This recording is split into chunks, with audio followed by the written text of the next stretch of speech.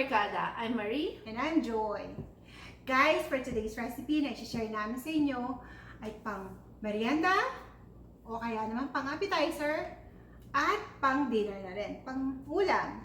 At ito ay fried lumpia with toge, at ang special ingredient natin ay sauerkraut. Kung wala naman kayong sauerkraut, pwede rin yung gamitin ang papaya na Correct. Shredded papaya. Yan. Since we don't have papaya and accessible lang sa amin ng sauerkraut, we will add sauerkraut. Kaya abangan nyo yan. At di ba sabi mo, Joy, kinakain nyo to dati sa Philippines na masarap. Kaya I'm so eager to taste it. Excited na ako na matikman to. Oo, pero normally papaya nilalagay namin sa lumpia. Pero since nandito tayo, meron kayong sauerkraut, mahirap makakuha ng papaya kung minsan. So, pwede kayong mag-iba-iba ng Yes. And by the way, share to ng kapatid ko na nasa Pilipinas. She's been doing this for so many years. Ito yung specialty, one of her specialties actually niya. Excited na ako na naman. Shinare niya sa atin to. So, we'll share it with you guys. So here are the ingredients.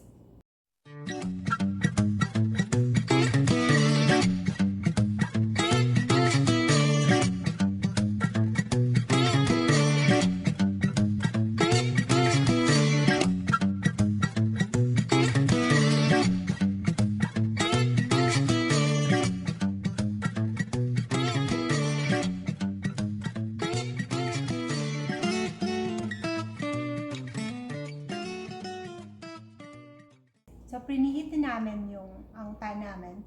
And then, we're just going to saute yung mga vegetables natin. So, may oil muna tayo. Alright. And onion.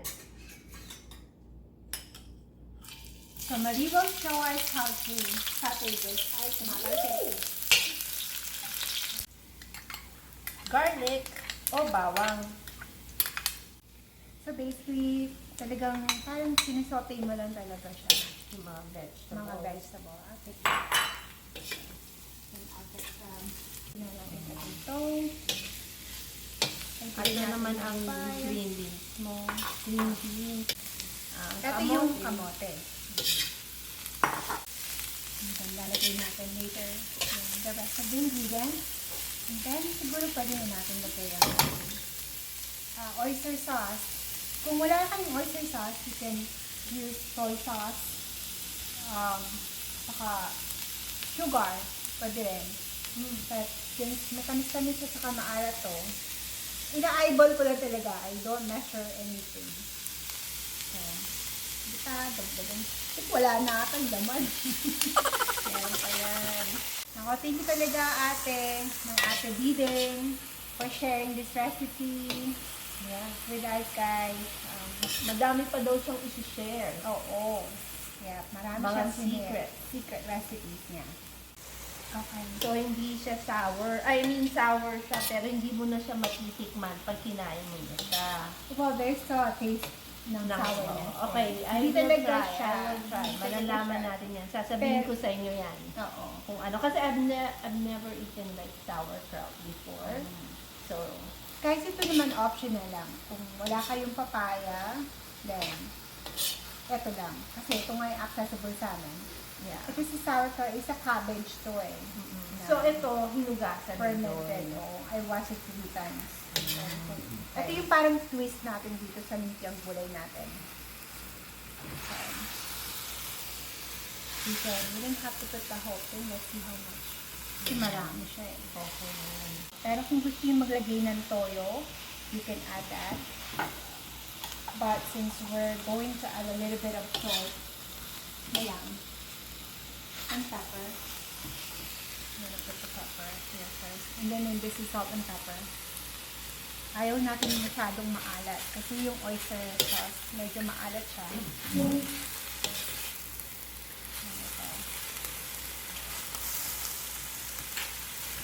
Okay. And, yep. Kailangan nyo lutuin natin mabuti yung sauerkraut then.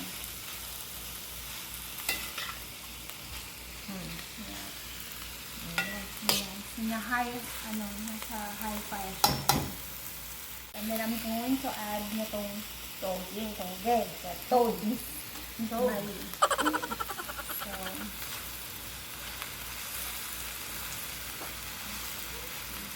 So, dadagdagan lang natin siya ng soy sauce, parang pangkulay. Parang little pa. Pero guys, optional lang yun. Ayun, pepper nyo. Ang key dyan, yung suka na sasaw-sawan yun. Yun ang the best. Oo, yun din ang paborito ko sa mga lumpia eh. Na kahit hindi ako masyadong magulay, kinakain ko sa dahil sa sausawan. Ayan. So, almost done. Sana na, napakadali, diba? Papakita naman namin sa inyo paano gumawa ng sausawan.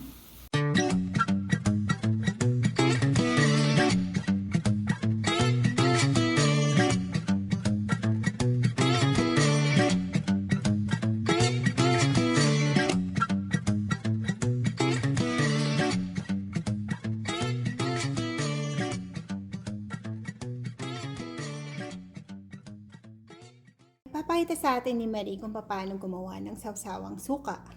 Okay, so i-mix muna natin una ang red onions and the garlic.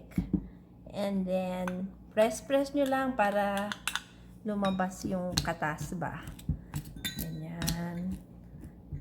Tapos, lagyan natin ng sugar, pampatamis. Keep on pressing. Nako, ito. Ang anghang na naman. So, kung gusto nyo, i-press nyo. Pero ako hindi. And, pepper. Pwede rin crushed pepper, black pepper, at ang ating calamansi. Kung wala naman kayong calamansi, pwede join na lemon, Lemon, ganun, syempre, lime. oo. Okay.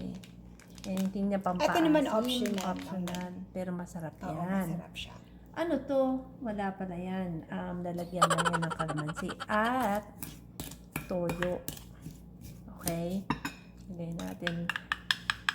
Nakita nyo naman kung gaano kadami yung toyo na nilagay natin. At ang favorite dito ay suka. So, kung meron kayong suka na, ano ba yun, Ilocanong suka, or any suka, ito, yung, Sayang to. ano lang, dato puti suka lang to. Okay. So, Joy, anong ginagawa natin? So, since ito, nakastack siya together with, talagang Hihiwalay, kapit kamay hiwalay. sila. Hihiwalay Hiwalay muna natin siya. So, habang naghihintay tayong lumamig yung gulay natin, so, mas madali na to na magkahiwalay sila. So, gumawa lang ako ng cornstarch and water para lang pandikit siya. No? Oo. Okay. So, ito gagawin natin. We'll just add konti sa corner. Kunti pa. And then, babalutin lang natin. Roll Let's it. try it. Roll it. Kailangan bilog. Kailangan tight ba to? Dapat tight talaga. And then, let's do it like that. And roll it. Siguro lakihan natin next time. And then, brush. Parang tipid to sa gulay. Tipid ba? Hindi naman. Joke Oo. lang. Pero pwede natin dagdagan. Yeah, sa susunod. Para kay Ayan. Monyan. Okay, kaman daw to. So, there you go.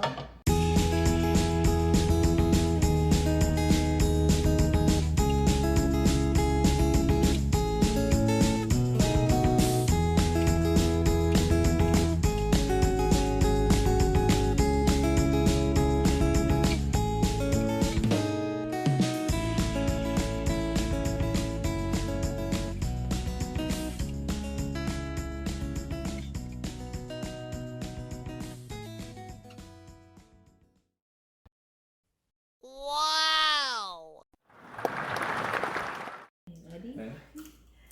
Hi, so what do you think, guys?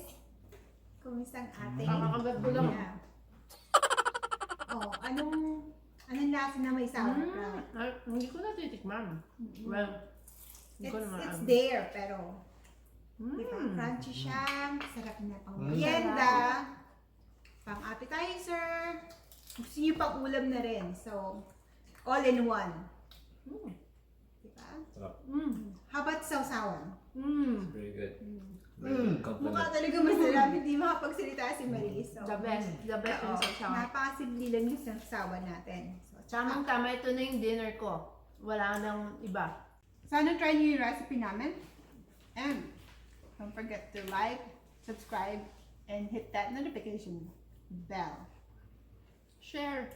And share. Yun, hindi na siya makapagsalita. So, alright. Thank you guys for watching. See you guys next time. And Bye. Bye. Sarap, Joy.